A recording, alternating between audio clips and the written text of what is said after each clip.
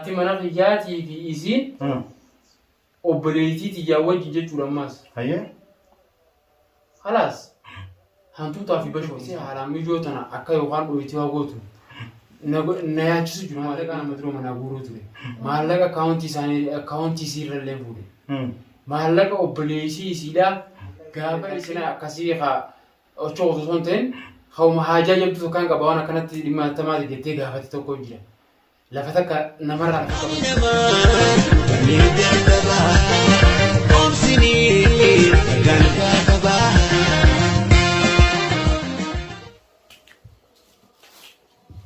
nilaka buku abdalubu nilaka buku tawa maatiin gaafatiin alaawwatta gataa buleeyyan maali bineensa mana seenu awasila bineensi mana seenu bar bineensa beekameeti bineensummaadhaan dhawanii firraa baasanii nama bineensa fakkaatu mana seeni namni bineensa fakkaatu hundaa ogumaan inni nama leekkatsinti yaa dubbii jabduun mana seeni saniif amma isin boonni isin fideef jarjiraan irree lafaa isin kaase natti rifatinaadha laftina gooma dubbiin biraan jirtu mijoon tanumaa beeyda isuma tanaa akka isin fidee maal isa wanni isin qabate wanni nu qabate haajaa waan akka malee nu mudate wanni akka malee kun gaa wanni nu mudate wanni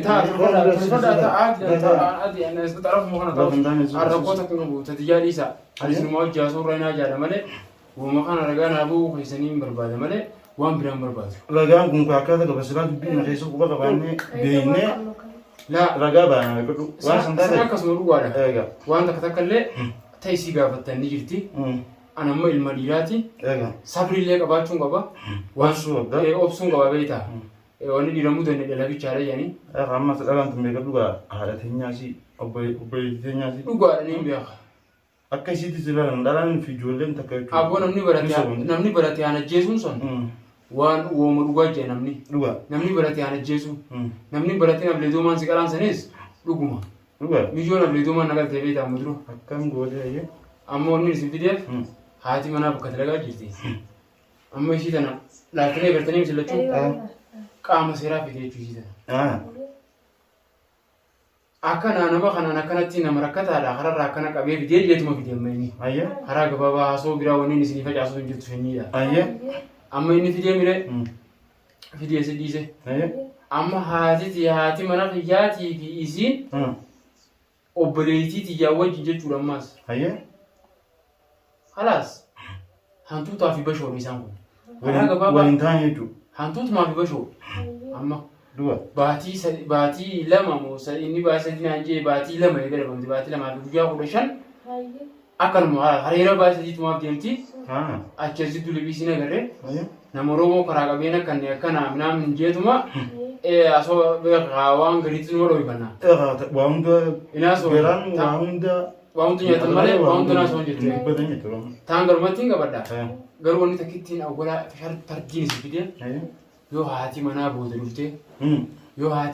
dhuftee mijootan akkasiin harka waan goone saniifuu yookaan mijootan isin kannu yookaan ammoo nama isii fide kanas waan isinitti hime kana beeytanii jechuudha isitti himuu amma booda wallaahi waan zeetan bifteetti naqee mijootan asi puustiin harka gooti lugaa rakkoo dhufu booda kan ta'u dhalaan anillee madhiiraati yoo lole dhiiranii lola malee dhalaadhaan lolu beekadhu dhalaan loluun aadiidha amma osoo maqriban salaatiin beekadha obboleeyyan kiyya azaan rabbiitti jira sila waqtiin taa'ee tanaa soo miti yeroo maqribaa fiigichaadhaan fee dhufe jechuudha maaliif rakkisuun nu hafte namaa nu fayyada beektaa keessoo waan wantoonni inni rifannee waan dhiiroo maal inni egaa awwa mijoo tanaan harkattu lubbuu mijoo tanaa jechaan isin dhufe lubbuu mijoo tanaa jechaan dhufe nama mijoo tana naa wajjin dhaabbatee bakkatti godhu amma bareetinti yoo dhufute aflee dooman malee galtu jaartiin zeetaan puustii gooti gurbaan fide qaama heeraati mijoon tuyyoo asuu waa taate mataa keetti si itti gaafatama naan jee hayyaan itti gaafatamummaa lubbuu namaa tana fudhachuu ni danda'a dhugaa fudhachuu waan dhabdee jabduu jira waan kan akkamiin harkaan irraa beekadhu waan dandeessu ifii fudhatta tan dandeenye namaa wajji qabdee firra keessa amma gaatan ol fuudhuu hin danda'u akka naa wajji qooddattaniif isin dhufee jechuudha Sanni dandeenye yaa waan isin jettu sirraa dhageenye jaa. Akkasitti isiidhaas gaafadhaadha. Akkamitti dhuftee isirraa dhuftee wanni tolaan dubbii seetaaf gurgurti sana tuquufoo maali isii saasuusiisaa gaafadhaamee isumatti isin dabarsaa waan ammaa hawaasa isin dubbii biraan qabu. Nani gaafannaa. Gaafadhaamee isii. Mishoo keenya maal wanni jantuun maaltu maal ta'e? Maaltu maal ta'e maaltu dalagame? Dubbiin egaa dubbiin bikka tanaan nama geesse beekalu dubbuma lubbuuti lubbuun nama keenyaan lubbuusiitti sodaatu jira ammoo yoo lubbuun sin harkabbatte ilmaan kiyya kanarraa isaan kutaa beekadhu. Waan san taate illee irraa nuti keetis akkuma inni yuukaa moo akkaan sirra kaa'e. Taburuutiif tarraa tolfatanii. Dhugaa. Yaani san ani taraaraan hin jira kaan kanatti naaraan malee san dubbiin nama jirtire. Wanni jiraan nama jirti jechuudha. Kanarraa duuboo akkami? Ana kan baati lama kana bakka dalagaa hin jira san dhuguma. Telefona isaa kan qabu. Karaa sin beeku hin jettu. Karaa wani isaa sin beeku. Caarama tokko walitti dhufnee akkasitti laasan karaa kana raayee akkasitti qaama seeraa kana jiru nabi hin jettu. Qaama seeraa siqannee jechuudha. Akkasitti qaamni seeraa fuudhee isa sifiti. Hayyee. Akkasitti. Wanni jiraatu maali jaa? Wanni jiraatu egaa nuti dandeessa. Waan taane taatus Oromoon nuti safuu qabna. Rakkoon si jidduutti sana fidde hori. Nuti Oromoon safuu qabna. Aadaa qabna. Biyya jijjiiratan malee maqaan jijjiiratanii Oromoon. Safa akkasuma. Isa ta'ee si ta'ee waan nam fokkisaa waan booda maqaa namarraa dubbachuu dhiifnee namatti irraa dubbatamtu waan kana nu dhugoomsuudhaaf. Lafa nu keessee akkasitti wajjin hojjenna. Nuti illee beektaa waan kana keessa waan qabnu ammaan kana jijjiiran kan namni nu bira waanee ooyyaa dhufnee taarifannee. Dubbiin maal gaafadhaa jira? Wanni gaafadhaa jiru kaa Lubbuuteen sodaa jirta. Lubbuuteen jiran lubbuuteen jiran namoonni sodaa jiru maal lubbuuteen sodaa jiran. Inni kana jaa. Yoo akka tuuteen akkan ittiin gaafatamne yookaan akka namni tokko dhufee yookaan bakka takka si geessu yookaan immoo dubbii tana ilaalan. Waan dhufteefis nuti waan dhufteefis miyyoo sanarraa gaafadha. Yoo asumni fakkeenyaaf biyyaatti fittees hin beekon. Namni kun nama hinaaffaadhaan gurbaa seerra jiru dhiisee manaa beekadha. Gurbaa yara dhukkubsatee seerra jiru maaliif dhukkubsate akka inni maal ta'e akka inni dhukkubsatee isin ni beekti. Beekadhu. Inni kana nama sanbiraa bee beekadhu. Sanbiraa bee. Akkam si goore akkam maaliif goore. Yoo si bishaan ana itee ilmaan kiyya fitteen beeka.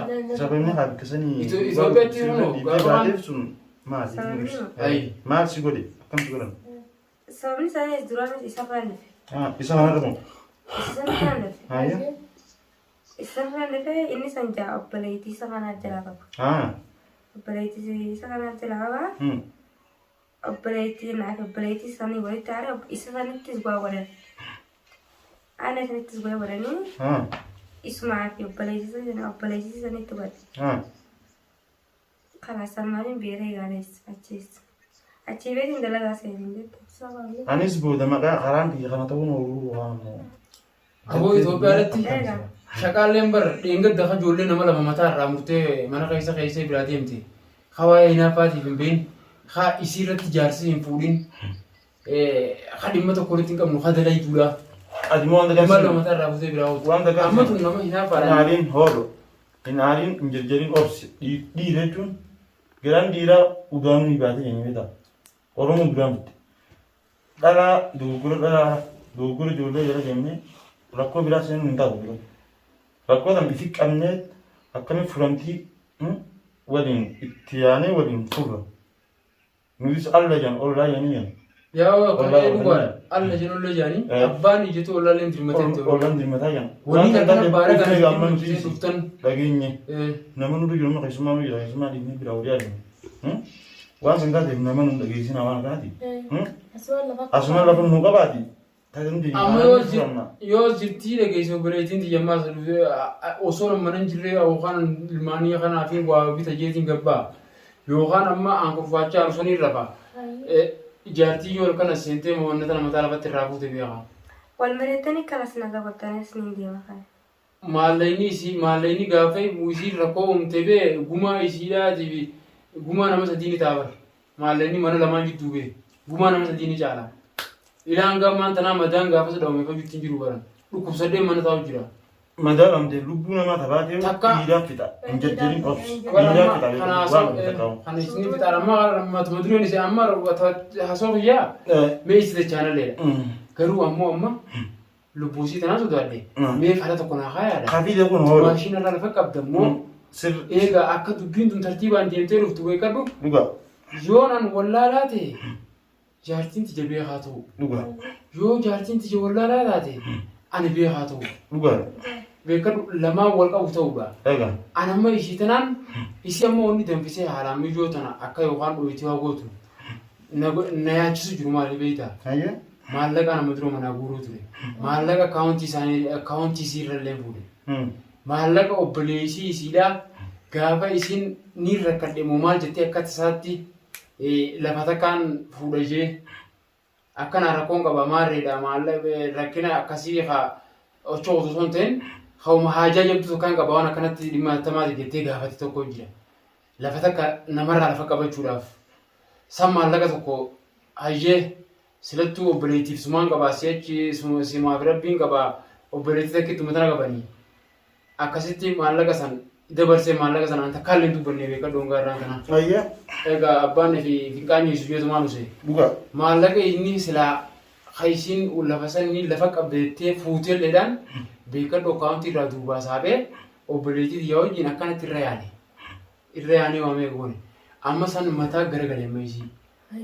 Gaafasi sa'a mataan garagalee anuma gorsuu malee takka shadina ijjeen beektu. Anumaa turkaa jalachuu ture malee ammoo warraan tana isiidhaan irraa shakke maaliif jennaan mijoota noguu agartee maallaqa sanii billiq ture jira. Maallaqa warri isaanii obboleessii dafkee darbee beekadhu maalin oolu. Dhuga malee ni dhufaasi ni dhumaasi. Bakka hin taane bee bakka haraami bee. Kanarraa atillee dandeenyu nutis dhumaashii ta'e sochii qabna. Egaa nu bari si gargaarsifanneeti isaan kana gidduu dubbitana karaa fara ta'u. Egaa amma isiis qaama seeraa fideemi. Egaa qaama seeraa sanirraa egaa waa hundaa'u halaas akkasiin na bara. Itti daannee jira nutis ni jirra dhageenyu duraan dhageenye jirra. Egaa ati silattuu guyyaa mana koo tunsa dalagaa keetaatiis inni qabdu mashkuula walii gacheeta yoo akka tasaatti gurguraan silaawutuu qeetanaan jira yoo ati kan jiraanne ta'ellee isirra ni jirti biqiliyyaa yaamteeti kaawwaliin dhalaan fakkeenyaaf waan dubbiin dhiiftire isee dhalaan boodira jentu. Ammoo arraa keessaan kaa mana kanatti shufeetiin achi dabarre callee bulamu. Arraaf. Egaa arraaf gaa aduun tun dhiyoon ooltu ishiis dalaga irraa galan laaftu galgala kanatti ammoo ceetiin nama yaamajee nama biyya kanaati hiraadha gallaa kaan daka jira kaan gaara jira kaan achi gad jira telefoona yoo walitti dhufneen nama haya rakkoodha namni aboo kaan halkan dalagaa kaan guyyaa dalagaa namummaa beekamu nama sadii walitti harkachuun ni ulfaata. Tasanii amma takkitti irraa fuuneeti dhagaadhaan isinis dhalaa akkasii bidirti sallubbuu seeqee sudhatte deemtee mana keenyatti nu wajjin haa galtu. Mana keessan haadha hitu? Haadha hitu warraaf ammoo akkasii yaammannee dhima nama yaammannee nama idaanneetu akkasii waliin dubbii kana karaa dhumtu goonee finna. Sirraa finna. Kanaattee wanni ifra bakki jiru jechuudha. Akkas taanaanis ni ta'a. Anis isin jedhaan hafu. Yohaanis silattuu oolmaa mana jiraa miti. Sarrakkoon qabu ijoolleen jajjabduudhaa teessu har'a oolmaan bulleeti. Boruuf ammoo namatti gorannee mijoon tunis beektaa dubbiisii tanaatu silaa amma akkasitti isin jedhaniin kaaya.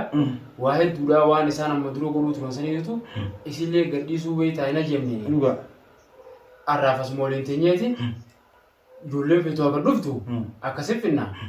Takkanatti isin jechuu barbaadamee afaan nuufuu bishaan illee ta'uu isinii fituu haayee. Haayee jira nuti bishaan keenyaa jira gaafadhaa isuma uume. Akkasiiti akkamiin mati as taa'uu feetu. Anamma isin hojii dubbachuu. Isin kun akka ta'eeti isin wajjin deemuu feetan wajjin galuu feetan. Ani gaa'ela nama sodaatee sarara sodaatee. Lubbuu ta'e sodaatee jechuunis. Kanaafuu duroo. Kanaaf ammoo fi ogeessan jiran deemaa. Nu biratti faman. Eeganni nuti sana lafa taate. Ana kamitti irraa mana fe'e. Dhugaan taate jechuudha. Eegan. Waan sun taateef akkasitti nu wajjin deemtee galtee dubbii kana akkatti dhumtu waliin goona moo akkam isra? Akkam isra isaatti? Akka isra isaatti miti. Mega fudhati. Yoo nallee sodaatti gaafatu mee jira. Jangan dubbaddu akka sirraa goona. Sirraa bala dubbii. Isaan garaan deema gaamaa tanaan jechaanii fennoo fi xuratee jira. Akkas taanaan gaa fuutee galchite. Eegasee fuutee galchite waliin galtanii samboota gaa eega dubbiin dhiiraa kee geesse gaa dhiirumaan fixaa dhiiga namaa qabayyuu akkasitti guyyaa qabannee namatti taanee waliin finnaan jaan. Midhaani akkas taanaan gaa rakkoon gochuu. Ayyee gaa mishiyoo teenyaatis wanni isin jiran nuti immoo baara gaambeessatti nuti akka jiru hin beeknu. Gubbaan wal qabu gaarii akka ta'e waan sun taateef amma gaa ijoolleen manaa oo jiraati. Niin kaa namni mana guutuudha mee biftu gaafadhu. Akkam qabu gaatee. Akkasitti maaltu kana gosa bas namni mana guutuudha namni mana kana qaqqamaa ta'e maaltu kana gubbaa batachiisanii achi lafaa haane manni guutuun lafaa akka daddaabbataan kophee dabalee immoo akka ta'e jitu tana dhiisee akkasii immoo darbee naasoo dhufanii isaa